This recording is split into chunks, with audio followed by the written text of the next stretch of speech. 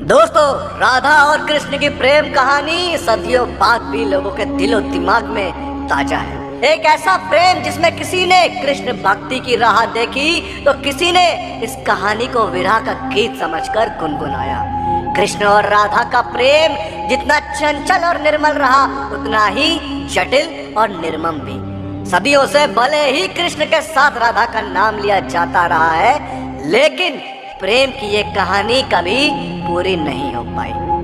दोस्तों, आज भी ये सवाल लोगों को कचोटता है कि राधा और कृष्ण का प्रेम कभी शादी के बंधन में क्यों नहीं बंध पाया।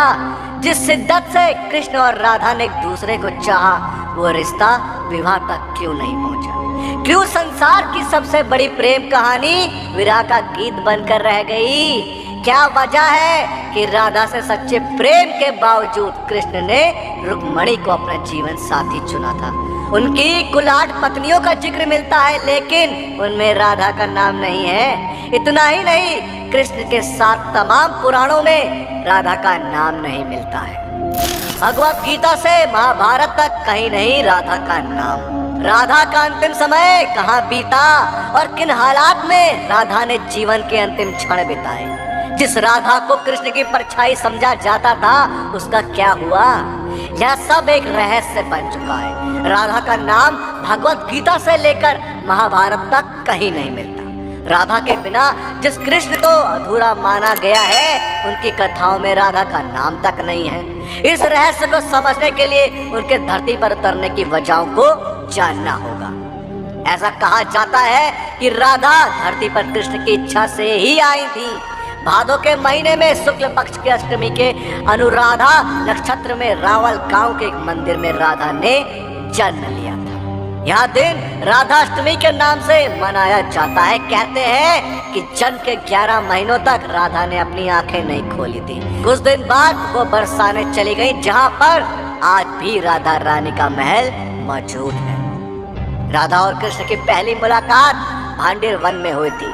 नंद बाबा यहाँ गाय चराते हुए कान्हा को गोद में लेकर पहुंचे थे। कृष्ण की लीलाओं ने राधा के मन में ऐसी छाप छोड़ी कि राधा का तन मन श्याम रंग में रंग गया। कृष्ण राधा की नजरों से ओझल क्या होते, वो बेचैन हो जाती। वो राधा के लिए उस प्राण वायु की तरह थे जिसके बिना जीवन की कल्पना करना मुश्किल था। सुदामा ने दिया था राधा को श्राप।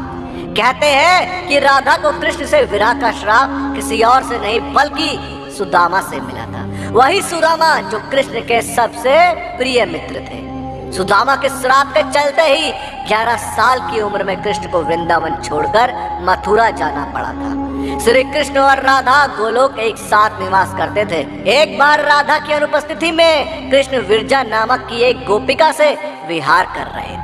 तभी वहाँ राधा पहुंची और कृष्ण और विरजा को अपमानित किया। इसके बाद राधा ने विरजा को धरती पर दरिद्र ब्राह्मण होकर दुख भोगने का श्राप दे दिया। वहाँ मौजूद सुदामा ये बर्दाश्त नहीं कर पा, उन्होंने उसी वक्त राधा को कृष्ण से बरसों तक विरह का श्राप दे दिया। 100 साल बाद जब वे लौटे, तब बाल रूप में राधा कृष्ण ने यशोदा के घर में प्रवेश किया। वहाँ रहे और बाद में सबको मोक्ष देकर खुद भी गोलोक लौट गए। श्री कृष्ण ने क्यों नहीं किया राधा से विवाह। कृष्ण की होकर भी उनकी ना हो पाने का मलाल राधा को हमेशा रहा।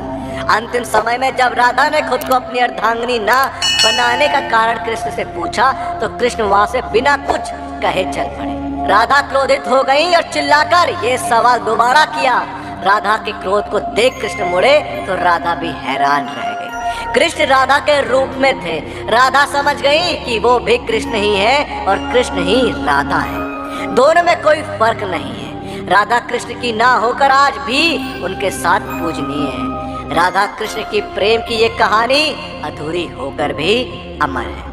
दोस्तों, आपका सुदामा द्वारा राधा को दिए गए श्राप के बारे में क्या कहना है, हमें कमेंट्स के माध्यम से जरूर बताएं। और इस वीडियो का पार्ट 2 चाहिए हो तो कमेंट्स में पार्ट 2 जरूर लिखें। और साथ ही साथ अगर आपको हमारी आज की वीडियो पसंद आई हो तो टारगेट रखते हैं 5000 लाइक। अब 5000 लाइक इतने ज्यादा तो है नहीं, तो इस वीडियो को लाइक और शेयर करना ना भूलें। और जिन लोगों ने अभी तक हमारे चैनल को सब्सक्राइब नहीं किया, उनसे मेरी गुजारिश है कि हमसे जुड़े रहने के लिए और ऐसे ही और भी वीडियोस देखने के लिए हमारे चैनल को सब्सक्राइब जरूर करें।